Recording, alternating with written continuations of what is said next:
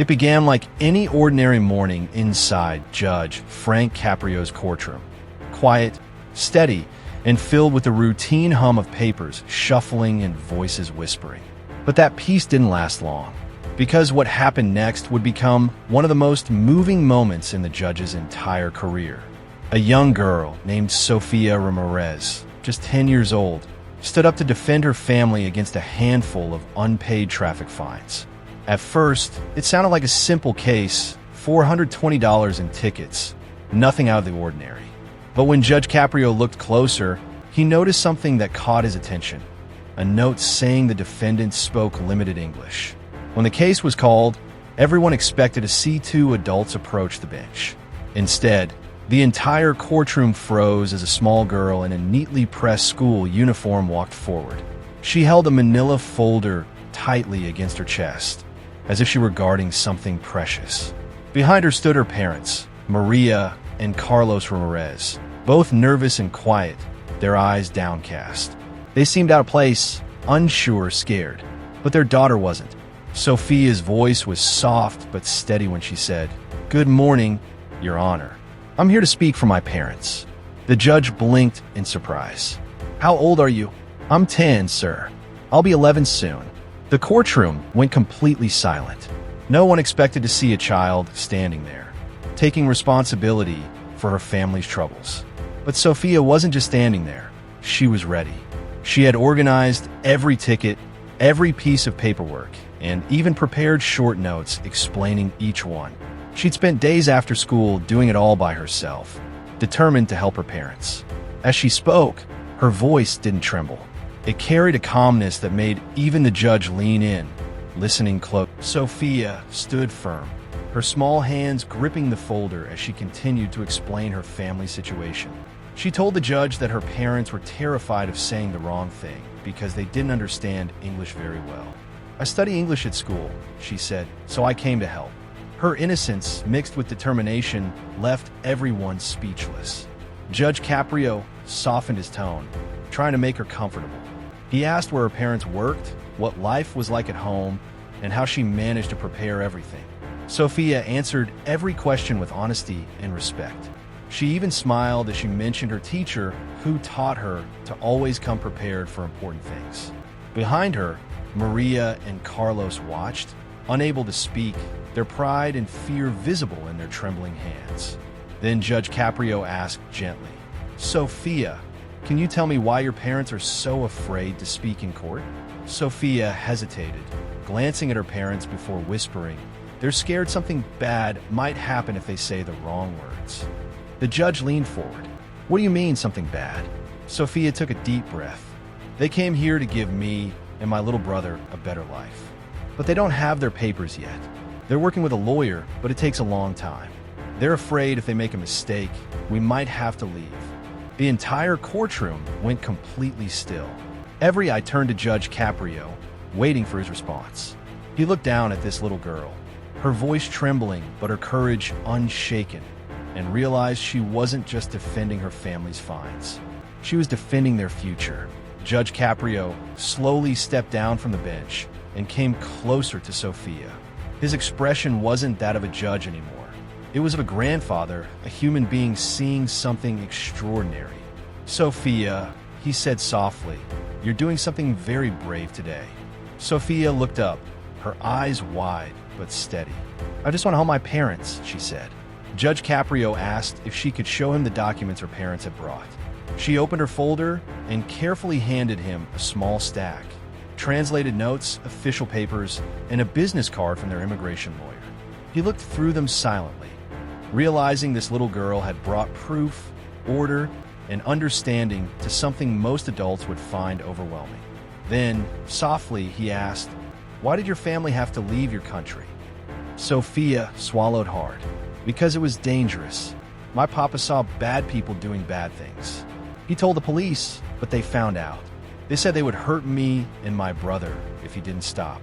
The room went still again. So people wiped their eyes. The bailiff looked down at his shoes. Everyone could feel the weight of what this child was saying.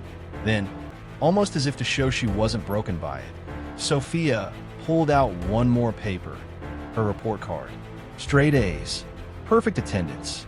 I study hard, Your Honor. My parents work all the time. We pay taxes. We just want to do things the right way. And in that moment, Judge Caprio knew exactly what kind of family stood before him, the kind that represented everything good about the American dream. Judge Caprio smiled warmly and asked, "What do you want to be when you grow up?" Sophia's eyes lit up. "A lawyer, sir. Like my parents' lawyer. I want to help other families like mine." A murmur of emotion rippled through the courtroom. People were crying quietly, moved by her words. Even the judge had to pause to collect himself. He looked at her with deep admiration. "That's a wonderful dream, Sophia." Then he stood up, walked to the front of the bench, and gently said, "Can you tell your parents in Spanish that they don't have to be afraid here? Tell them they're safe in this courtroom." Sophia turned, speaking quickly in Spanish. Her mother covered her face and began to cry, while her father wrapped his arm around her shoulders. For the first time, they didn't look afraid. They looked seen. Judge Caprio nodded slowly. "Tell them that raising a daughter like you means they've already done something right." Sophia smiled through tears as she translated, and the courtroom filled with emotion. Then Judge Caprio did something no one expected. He said, "I'm not just dismissing these tickets, Sophia. I'm making a phone call." He picked up his phone and called their lawyer right there in court. "This is Judge Caprio. I have a Ramirez family with me. I want you to know this family deserves every chance in the world. I'll be personally recommending their case." The courtroom broke into applause. Sophia's parents cried, and for the first time, the fear that had followed them for years seemed to melt away. After the hearing, the Ramirez family walked out of court, surrounded by people who had witnessed the entire thing. Some came forward to offer help. An elderly woman offered Maria cleaning work. A local doctor offered Carlos a part-time job. Sophia's courage had inspired everyone in that room to act. Even her teacher, Mrs. Johnson, heard about what happened and visited their home that evening. She brought a stack of books about law and history. "These are for you, Sophia," she said. "You're going to change lives one day."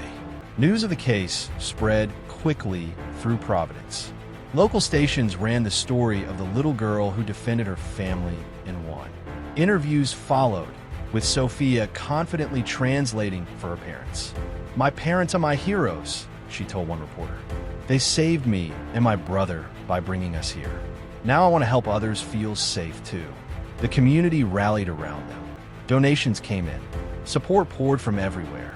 Sophia's story became a symbol of hope, proof that compassion still existed. A year later, just as she promised, Sophia returned to Judge Caprio's courtroom. But this time, she wasn't there for a case. She walked in proudly with her parents. No fear, no hesitation. In her hands, she carried her new report card, a few certificates, and photos of their new life. "Good morning, Your Honor," she said brightly. "I kept my promise. I came to show you how we're doing." Judge Caprio's face lit up. Sophia had grown taller, her confidence shining. She told him her parents had finally received asylum 3 months earlier. "We're safe now," she said, "and I got straight A's again." She handed him her report card, now filled with achievements. She joined student government and started a club called New Americans to help immigrant kids adjust to school. Her parents, now speaking simple but proud English, thanked the judge for his kindness. "Before we were scared," Carlos said. "Now we feel home." Sophia had one more surprise for the judge. She handed him a certificate. "Your Honor, I got accepted into a summer law program at Brown University." Caprio looked stunned. "Sophia, that's a high school program. You're only 11. The director said my essay about helping families like mine was so good, they made an exception," she said with a smile. The judge chuckled, visibly moved. "You've done everything you promised and more." Then he stood and announced to the packed courtroom, "The Providence Bar Association has created a scholarship for immigrant students who want to study law. And it's named after this young lady, the Sophia Ramirez Future Advocate Scholarship." The courtroom erupted in cheers. Sophia covered her mouth in disbelief. "They named it after me?" "Yes," the judge said, smiling, "because you show the world what real courage looks like." Years passed, but Sophia's story continued to inspire thousands. She went on to help other immigrant families, working summers at her parents' small restaurant, the one they opened with help from their new community. She still translated for families who needed help, remembering what it felt like to be that 10-year-old girl in court. By 13, she was interning at her family's lawyer's office, helping prepare documents for other families seeking asylum. "Every time I help someone," she said, "I remember that day with Judge Caprio." Her scholarship helped 12 other children pursue law, each one promising to give back to their community. And Judge Caprio, when asked about that moment years later, said, "Sophia didn't just defend her family. She defended the idea of what America really stands for: courage, love, and opportunity." Sophia's bravery proved that heroes don't always wear uniforms or titles. Sometimes they're 10 years old, standing in a courtroom,